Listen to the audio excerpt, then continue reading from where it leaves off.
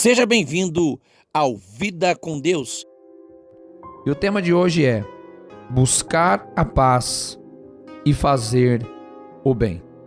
A leitura está na primeira epístola de Pedro, capítulo 3, versículos 10 ao 13. Diz assim a palavra de Deus: Porque quem quer amar a vida e ver os dias bons, refreie a sua língua do mal e os seus lábios não falem engano. Aparta-se do mal e faça o bem. Busque a paz e siga, porque os olhos do Senhor estão sobre os justos e os seus ouvidos atentos às suas orações. Mas o rosto do Senhor é contra os que fazem o mal. E qual é aquele que vos fará mal, se fordes zelosos do bem? Preste atenção na palavra de Deus. Vamos objetivamente aqui entender o que Deus está nos ensinando dentro desta série de estudos relacionada ao caráter cristão. O que nós lemos aqui agora tem tudo a ver com o caráter cristão. O apóstolo Pedro está fazendo uma declaração para aqueles que querem viver de forma diferente. E ele diz que aquele que ama a vida, não no sentido de amar as coisas da vida, mas aqueles que querem viver bem. E claro, viver bem não é errado, muito pelo contrário. Pedro está ensinando que a gente pode viver bem, claro, não nos critérios humanos, nos critérios mundanos. Aqui ele está dizendo o que é viver bem, o que é de fato amar uma vida agradável. Ele diz que é necessário para ter bons dias aqui nesta terra, bons dias de nossa vida, cuidar da nossa língua, cuidar o que falamos, refrear a língua do mal. Nós somos tentados a falar aquilo que, de repente, precipitadamente venha a ser um equívoco, venha a ser o mal para a nossa vida ou para aqueles que nos cercam. Somos tentados a fazer julgamentos precipitados, julgamentos equivocados, por não sabermos completamente da verdade. É um mal recorrente e eu digo muito tentador em nossas vidas. Isto é mal e, consequentemente, também o perigo do engano em nossos lábios. Refreie a sua língua do mal e os seus lábios não falem engano. O engano, mesmo que falado equivocadamente, não deixará de ser engano. Alguém pode dizer: puxa, eu falei tal coisa, mas é porque eu não sabia. Tudo bem, se não sabemos, então não podemos falar.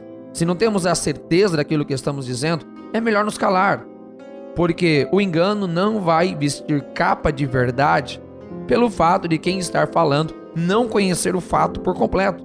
Então preste atenção. Se não temos como confirmar o que falamos, se apenas ouvimos alguém dizer: não, pastor Júlio, é porque quem me falou é alguém de confiança. Tudo bem, mas esta pessoa que lhe falou, ela vai assegurar aquilo? Ela está disposta a estar de frente a frente de quem ela falou e confirmar aquelas palavras? De repente, pode ser algo equivocado ou aumentado, né? Porque tem gente que não inventa, mas aumenta, né? Amplia o caso, amplia a situação, acrescenta ali um pouquinho da opinião, né?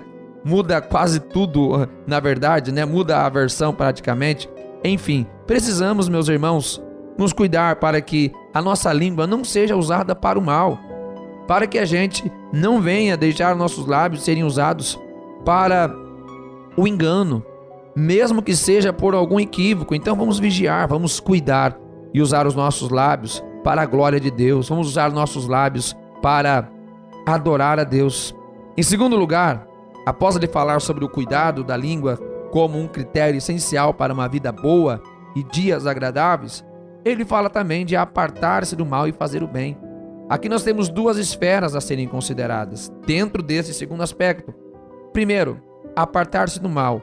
Não basta apenas a gente não fazer o mal, precisamos nos afastar. Aquilo que Paulo posteriormente vai ensinar, que é fugir da aparência do mal. eu não apenas não pratico o mal, mas eu me distancio do mal. Eu não apenas deixo de pecar, mas eu me afasto do pecado.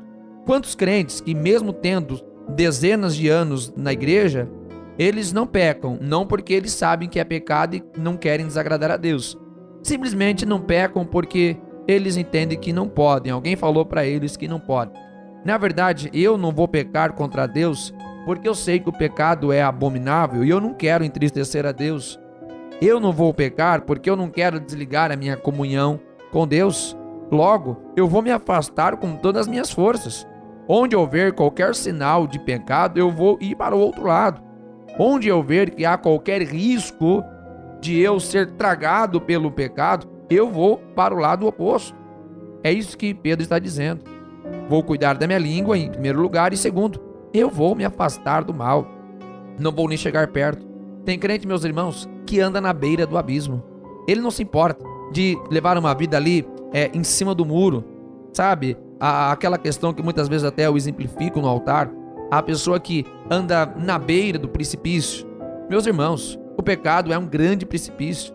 Qual é a segurança? Ou melhor, qual é a distância de segurança para um precipício? É a maior distância possível. Então eu não quero andar à margem do pecado.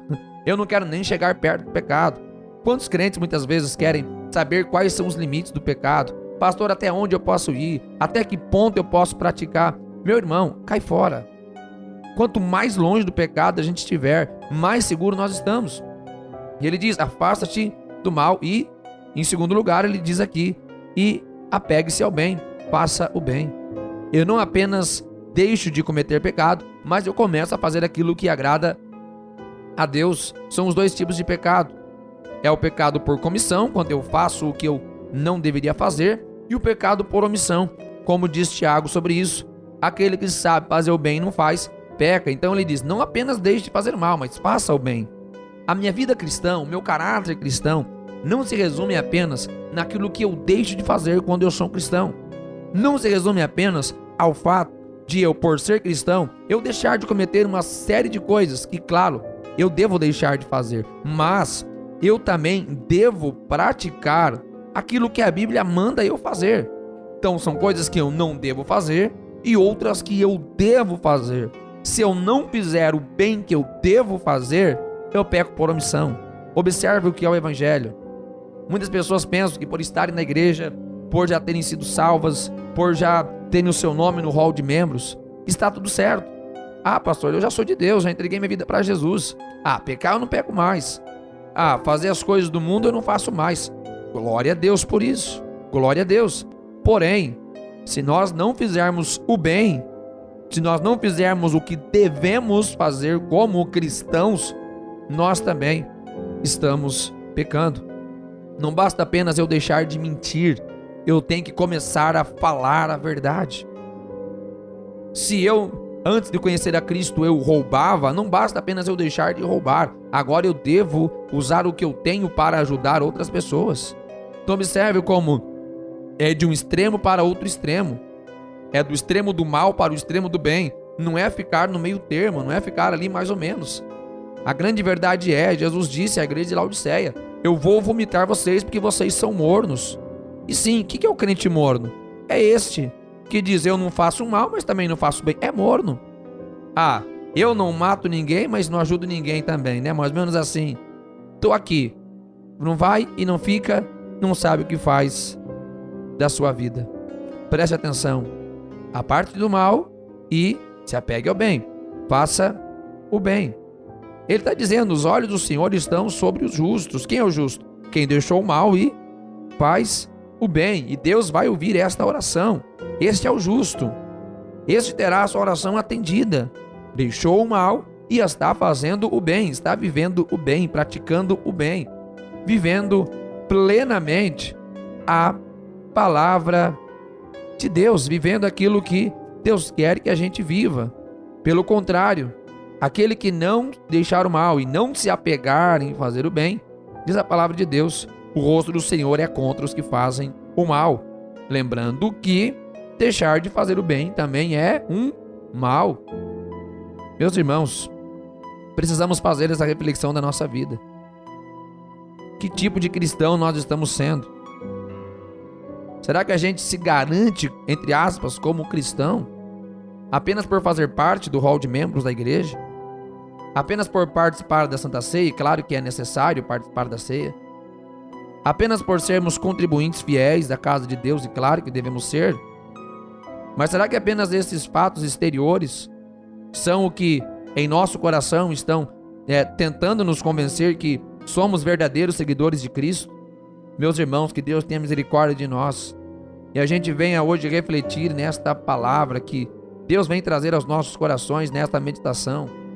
Deixamos o mal, e não apenas deixamos, aborreceremos o mal, detestaremos o mal e nos apegaremos de todo o nosso coração para fazer o bem. Isto é sim ser luz e viver como discípulos do Senhor Jesus Cristo. Certo aqui também desta promessa de que nossas orações serão atendidas, serão ouvidas pelo nosso Senhor. E por fim, Pedro, ele conclui com uma pergunta muito pertinente e interessante para nós. E qual é aquele que vos fará mal, se fordes zelosos do bem? Meus irmãos, este texto aqui não é um atestado de que a gente não vai ter problema algum se fizermos o bem. Não é um atestado aqui de que se eu fizer tudo direitinho eu não vou ter problemas. Não é isso que esse texto está querendo dizer. O que ele está falando aqui são de problemas corriqueiros da vida cristã e muitas vezes dentro do contexto da igreja, da comunidade dos salvos. Sim, muitas pessoas não observam essas orientações como Pedro está dando, não cuidam da sua língua, não se apartam do mal e de repente se envolvem em grandes problemas e no final das contas sempre quer culpar alguém pelo seu problema, sempre quer culpar a liderança pelo seu problema, quer culpar a outra pessoa que está envolvida nesse problema. E o que Pedro está falando é relacionado a este assunto que começou no versículo 10. Se eu cuido da minha língua, se eu vigio no que eu falo, se eu fujo do mal, fujo do pecado e sempre procuro fazer o bem, eu vou ser alguém irrepreensível. Não vai ter o que alguém me acuse e eu também não vou precisar me justificar, porque as minhas obras vão testificar.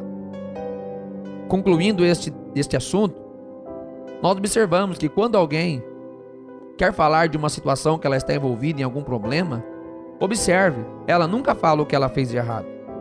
Ela sempre culpa os outros. Sempre diz que todo mundo está errado.